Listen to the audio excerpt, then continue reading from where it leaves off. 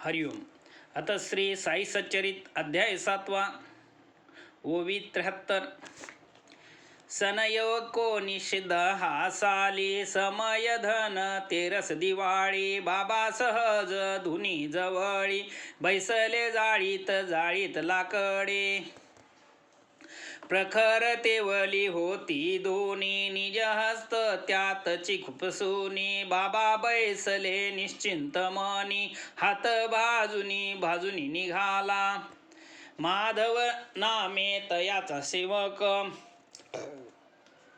लक्ष गेले तयाचे साजिक देशपांडेही होते नजीक तेही कालिक धावले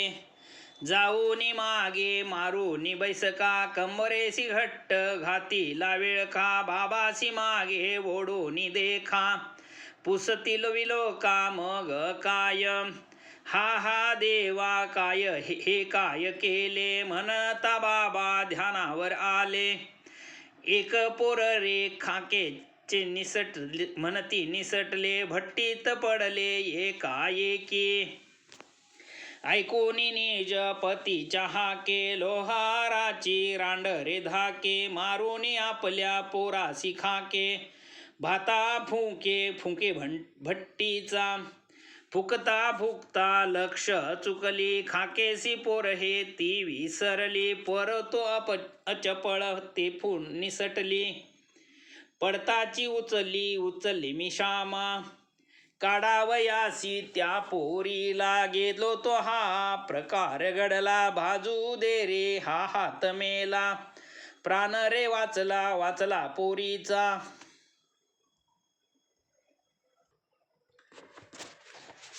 आता या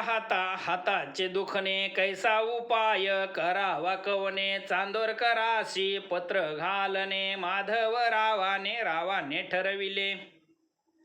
पत्र लिहिले सविस्तर परमानंद प्रसिद्ध डॉक्टर समेत घेऊन यावे सत्वर आले चांदरकर शिरडीस उपयोग पडता दाहोपशना ऐसी घेतली औषधे नाना परमानंद संवेदनाना साई चरणा पातले करुणी बाबासी अभिवंदन पुसती कुशल वर्तमान निवेदिले आगमन प्रयोजन हस्तावलोकन प्रार्थिले आधीच हात पोल्यापासून भागोजी शिंदा तुप चोळून पट्ट्या बांधीससे करून पान बांधून ही प्रत्ययी तो हात सोडून या पहावा परमानंदासी दाखवावा दवा उपचार सुरू करावा गुण पडावा बाबांना ही सदीच्या मनी धरुणी बहुत नानानी केली मनधरणी प्रयत्नही केला परमानंदाने पट्ट्या सोडून पहावे आज उद्या करुणी वैद्य आपुला अल्ला म्हणूनी हस्त नदीदला पहावया लागुनी खेदहीन मनी तयाचा परमानंदाचा आणि लीला दवा तयान लागली शिर्डीची हावा परिसाई दर्शन सुहावा तया घडावा योग हा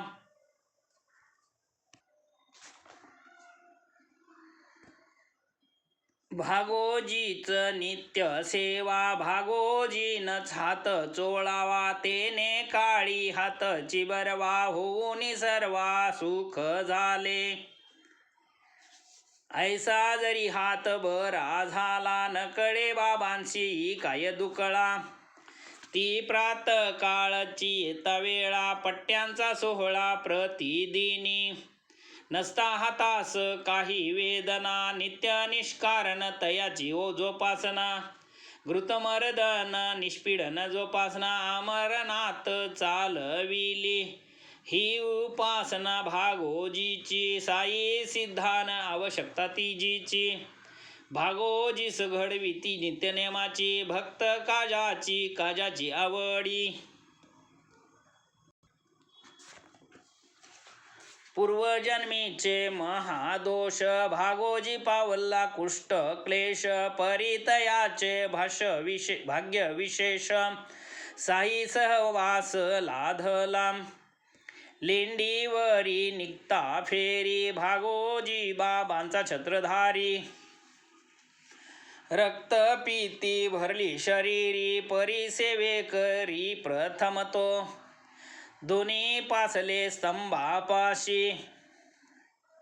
बाबा जेव्हा प्रात समयासी प्रत्येही बैसत निजारामासी हजर सेविसित भाग्या हातापायांच्या पट्ट्या सोडणे त्या ठाईंचे स्नायू मसळणे मसळल्या ठाई तूप चोळणे सेवा करणे भाग्याने पूर्वजन्मीचा महापापिष्ट सर्वांगी भरले रक्तकुष्ठ भागोजी शिंदा महाव्याधिष्ट परिभक्त वरिष्ठ बाबांचा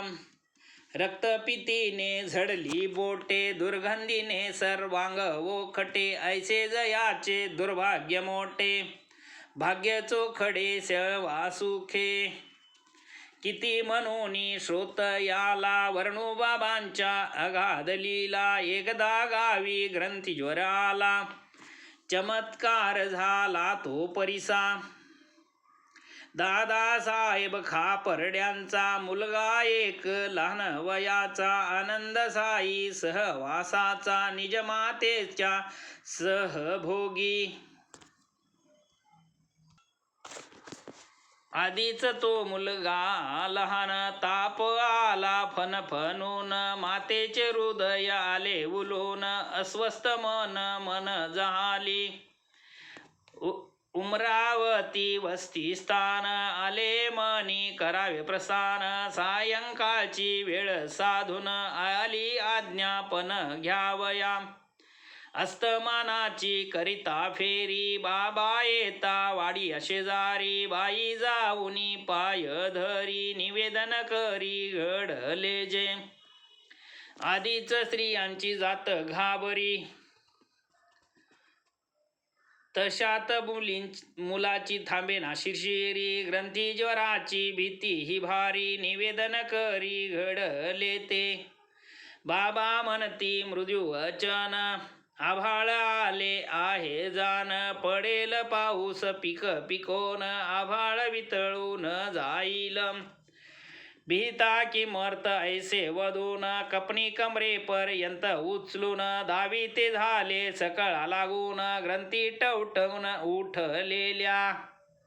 कुक्कुटीच्या अंड्या एवढे 4 ग्रंथी चोहीकडे म्हणती पहा हे भोगणे पडे तुमचे साकडे मज लागी हे दिव्य आणि लौकिक कर्म पाहुनी विस्मित लोक भक्ता लागी दुःखे ही कैक भोगीत अनेक संत कैसी मेनाहुनी मऊ चित्त सौबाय जैसे नवनीत लाभे विन भक्तासी प्रीत गण गोत जयाचे एकदा ऐसा वर्तला प्रकार नानासाहेब चांदोरकर निघाले सोडून नंदुरबार पंढरपुरासी जावया नाना परम भाग्यशाली साईंची अनन्य सेवा फळली भूवैकुंठ प्राप्त घडली मामलत मिळाली तेथील येताची हुकूम नंदुरबारी जाणे होते अतिसत्वरी तातडीने केली तयारी हेतू अंतरी दर्शनाचा सहकुटुंब सहपरिवार शिर्डीशी जाण्याचा झाला विचार शिर्डीचं प्रथम पंढरपूर करू नमस्कार बाबांशी नाही कोणाशी पत्र पाठविले नाही निरोप वा वृत्त कळविले सरसामान सर्व आवरिले गाडीत बैसले लग बगा ऐसे जे नाना निघाले नसेल शिर्डीत कोणाशी कळले परिसाईसी सर्व समजले सर्वत्र डोळे तयांचे नाना निघाले सत्वर असतील निमगावाचे शिवेवर तो शिर्डीत चमत्कार घडला साचार तो परिसा बाबा होते मशिदीत माळसापती समवेत अप्पा शिंदे काशीराम भक्त वार्ता करीत बसलेले इतक्यात बाबा म्हणती अवघे मिळून करूया भजन चौघे उघडले पंढरीचे दरवाजे भजन मौजन चालवू साई पूर्ण त्रिकाल ज्ञाता कळूनी चुकली तया ही वार्ता नाना शिवेच्या ओढ्यासी असता भजन उल्लासता बाबांशी पंढरपुराला जायाचे तिथेच मजला राहायचे तिथेच मजला राहायचे पंढरपुराला जायाचे तिथेच मजला राहायचे तिथेच मजला राहायचे घर ते माझ्या रायाचे तिथेच मजला राहायचे तिथेच मजला राहायचे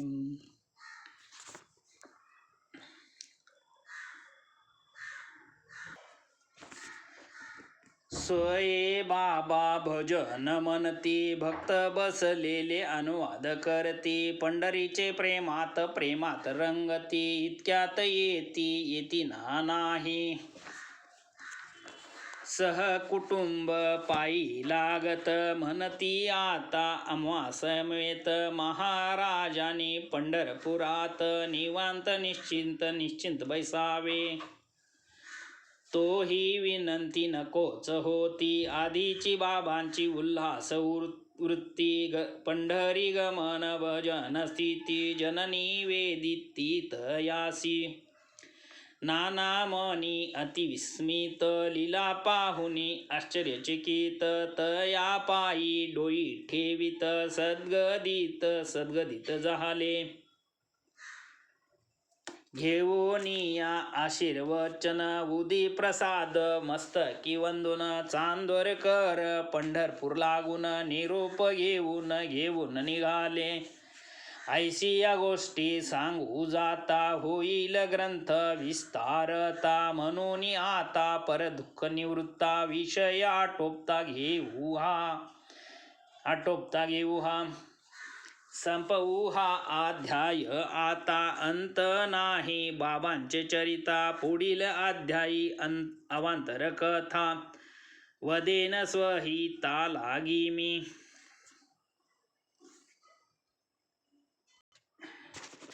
ही मी पणाची अहं वृत्ती जिरवू जाता जिरे ना चित्ती हा मी कोण न कळे निश्चिती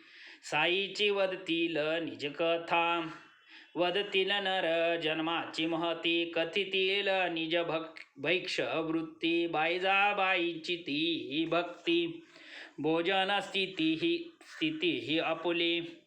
सवे घेऊनी माळसापती कैसेची कोते तात्या गणपती बाबा निजत मस्जिदी प्रती कैसी ये रीती ते परिसा पंत हे माळ साईंची शरण म्हणावी भक्त पायींची वाहन तयाशी साईंची आज्ञा प्रमाण झाले निरूपण येथवरी स्वस्ती श्री संत सज्जन प्रेरिते भक्त हे माड पंत विरिचिते श्री साई समर्थ सच्चरिते विविध कथा निरूपणम नाम सप्तमो अध्याय संपूर्ण श्री सद्गुरु साईनाथार्पणमस्तु शुभं भवतु शुभं भवतु शुभं भवतु हरि ओम।